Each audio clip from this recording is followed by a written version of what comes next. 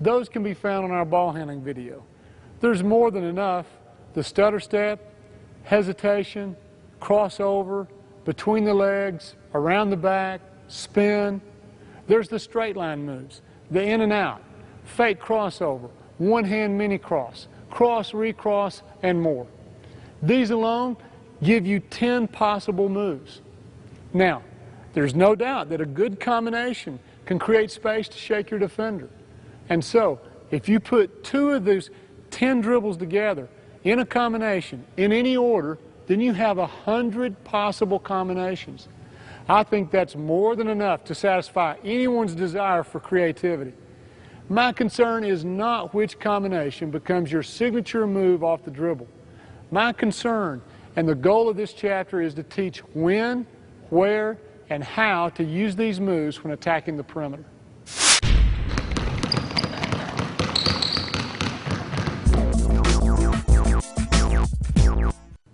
The first category is when you have space to face. You have the ball outside of your shooting range, perhaps even outside of what's considered the perimeter, and you must close the gap to your defender off the dribble.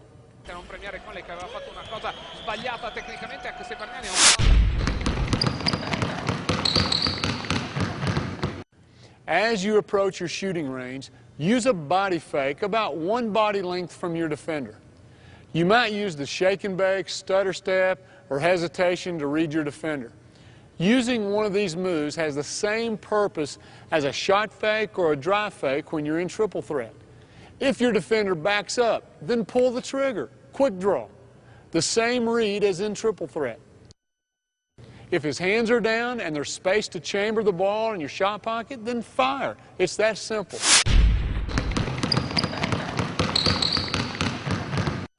If the defender freezes or comes out of his defensive stance, then you have the momentum advantage.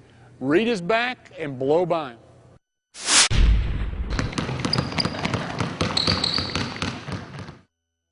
As you make your body fake move, some defenders will force you to change direction by moving to the ball side. They'll move their head to the ball to take away the body fake straight line move. Starting your move 1 body length from your defender will give you enough space to beat him with a simple crossover.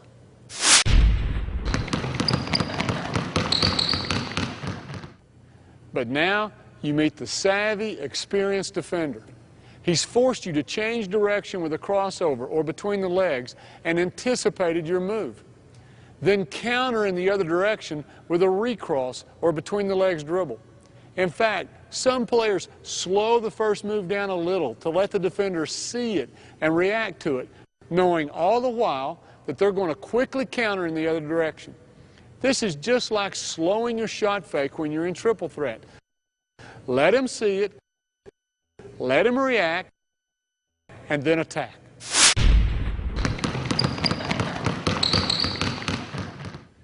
We've looked at freezing the defender, making him retreat, and moving him side to side.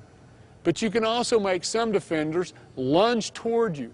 The dribbles that are usually used to do this involve some form of pulling back to give the impression that you're giving up space. You bait the defender to eat up the space, to come forward. The safest way to do this would be a simple pull-back dribble. You could also use a between the legs or even a between the legs with one hand to draw the defender to you. Then attack with a simple open step, a crossover, or behind the back. The list of combinations could go on and on. Why do some combinations work and others don't? When is enough enough? And why do some particular combinations work for some players but not for others? Let's look at one example. On the first level, let's pretend that you beat your defender with a simple change of direction and change of speed by going between your legs. Level 2 occurs when your defender begins to anticipate this move. As a counter, you go between your legs to move the defender and back between your legs to go the other way. Now your defender's anticipation takes you to the third level. To counter his defense of your first 2 change-ups, you must go between your legs and back and then add a crossover. Now, notice the progression. It starts with one simple move between your legs, Only when he stops you do you come up with a counter, until it finally becomes a fake within a fake within a fake. Experiment with as many as you want, but find one or two that really moves your defender. Don't take your eyes off the goal of a combination. Get him off balance, out of position, and then take advantage in the other direction. My suggestion is to keep your combinations simple to reduce your chances of a turnover. Simple usually means quick, and simple and quick means help defense has less time to adjust.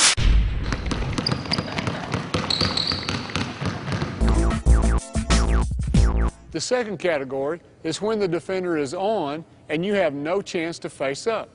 The defender's pressure forces you into a power dribble.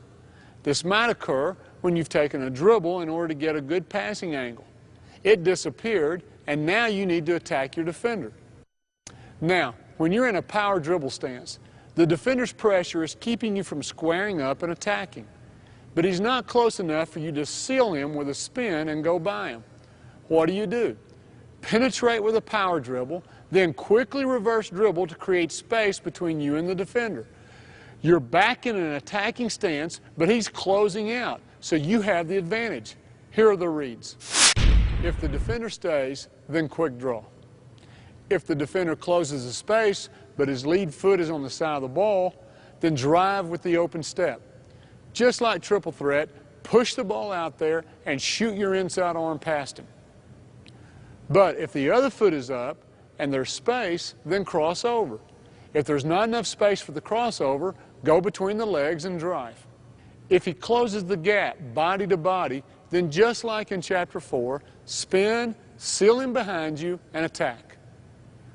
Don't forget that combinations can be used here as well.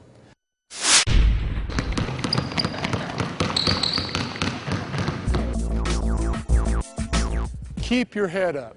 Once you get a half step on your defender, usually shoulder to shoulder, you have other reads to consider. Where are the help defenders? Where's my open space to finish? How quickly is my defender going to recover, or have I beat him clean? Remember the reads from Chapter 5 in the mid-range, or moves to finish from Chapter 6. At this point, the content from all the chapters should be dovetailing together. And one more thing. The purpose of these moves is to make a play that leads to points on the board. I was told 35 years ago by my coach that if you don't score, your moves are for nothing. And that's still true today. Basketball is not an extreme sport. You don't get points for drawing oohs and ahs from the crowd. Paint your game with style if you must, but sign your name with points.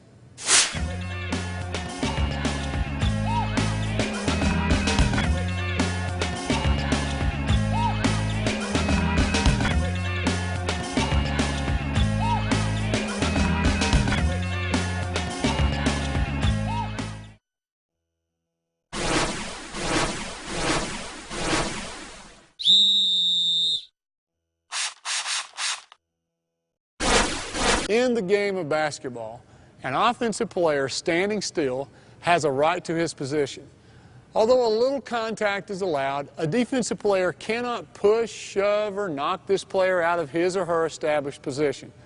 Instead, the defender has to go all the way around him. After the game was invented, it didn't take long for players to realize that by running their defender into a teammate with an established position, they could create an open lane to the basket or some extra space to work with. That was the thinking behind the original screen, and it still is today. And of course, you can use screens whether you have the ball or not. But since this video is about playing with the ball in your hands, we're only going to look at screens that involve the ball. And that's why we call it the ball screen, otherwise known as the pick and roll.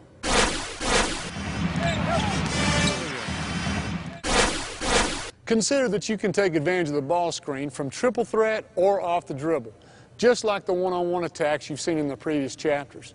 But now, attacking the goal is more complex because you have the help of a screen, two defenders to read, and a teammate that you can pass to.